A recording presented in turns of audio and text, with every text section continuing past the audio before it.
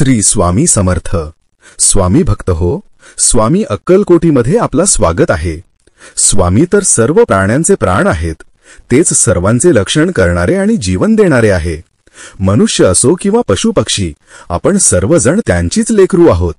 आपण आपल्या त्याच परमपित्याचे स्मरण करून सुरू करूया आजचा प्रवचन. नित्य स्वामी दर्शन दिवस 18वा.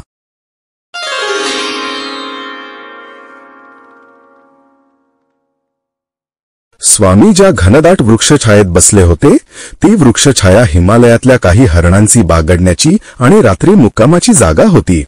शिकाऱ्यांनी स्वामींची मनापासून क्षमा मागून आल्या पावली मागे परतल्यावर स्वामींच्या जवळ जी हरणे भीतीने बसली होती, त्यातली एक हरिणी अचानक उठली आणि आपल्या पिल्लाचा शोध घेऊ लागली. कारण शिकारी मागे लागले तेव्हा तिची आणि तिच्या बछड्याची चुकामुक झाली होती. हरिणीचे व्याकुळ डोळे पिल्लाचा शोध घेऊ लागले. ती हरिणी स्वामींकडे सतत पाहू लागली.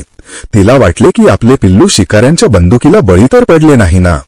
त्या हरिणीचा सहचर सुद्धा आपल्या पिल्लाचा शोध घेत होता. पिल्लू न सापडल्यामुळे तो हरिण सुद्धा व्याकुळ झाला होता. दोघेही स्वामींच्या चरणांना आपला माथा लावून जणू विनवू लागली की, स्वामी, आमचा प्राणप्रिय बछडा आम्हाला परत मिळवून द्या. स्वामींनी त्या दोन्ही हरणांकडे पाहिले, त्यांच्या मस्तकावर हात ठेवला आणि म्हटले, तुम्ही दोघेही अगोदरच्या जन्मात पती-पत्नी होता. तुम्ही खूप पुण्य जमा केले होते, परंतु अनवघानाने तुम्ही एका संत पुरुषाला त्रास दिलात, म्हणून तुम्हाला हा पशुजन्म मिळाला. तुमचे पुण्य बलवत्तर म्हणून तुमची माझी भेट झाली. काळजी करू नका, ते बघा, तुमचे पिल्लू बागडत इकडेच येत आहे. स्वामींनी आपल्या ह्या दोन भक्तांना अभय दिले होते. त्यांचे पिल्लू परत मिळवून दिले होते. स्वामींच्या कृपेने त्यांना वाचा प्राप्त झाली.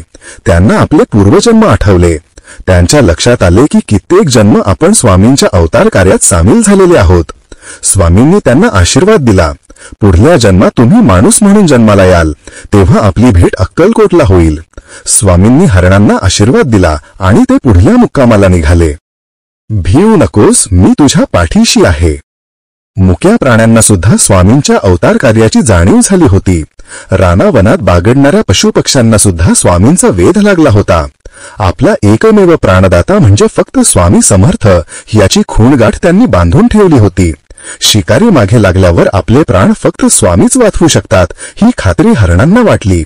तुम्हाला एकच सांगतो, स्वामींच्या सहवासाची ओढ फक्त त्याच जीवांना लागते जे पूर्वजन्मींपासून स्वामींचे भक्त असतात.